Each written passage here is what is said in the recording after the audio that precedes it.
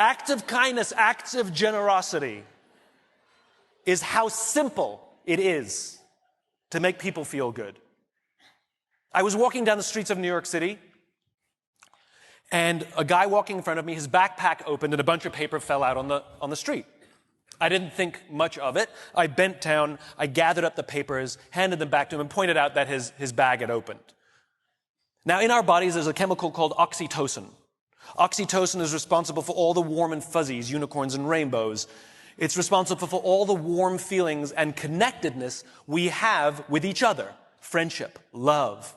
Huge amounts of oxytocin surge through a woman's body as she gives birth. This is what is responsible for the mother-child bond. Oxytocin binds human beings. There are many ways to get oxytocin. One of them is acts of kindness and acts of generosity. It feels good when we do something nice for someone. It feels good when someone does something nice for us. On this particular day, I did something for someone with no expectation of anything in return. I got a little surge of oxytocin. I felt good. He turned to me and he said, "Thank you. It feels nice when someone does something for us with no expectation of anything in return." He felt good.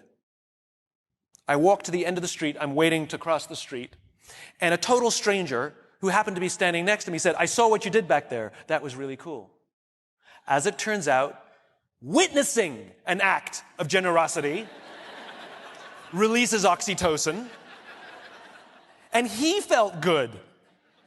And the best part about oxytocin is the more oxytocin we have in our bodies, the more generous we become.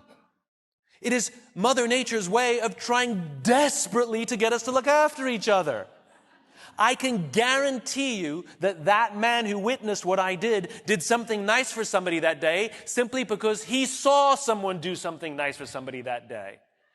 So what if we commit to do something nice for someone with no expectation of anything in return? Imagine what happens at work. Imagine what happens at home. Imagine what happens with our friends.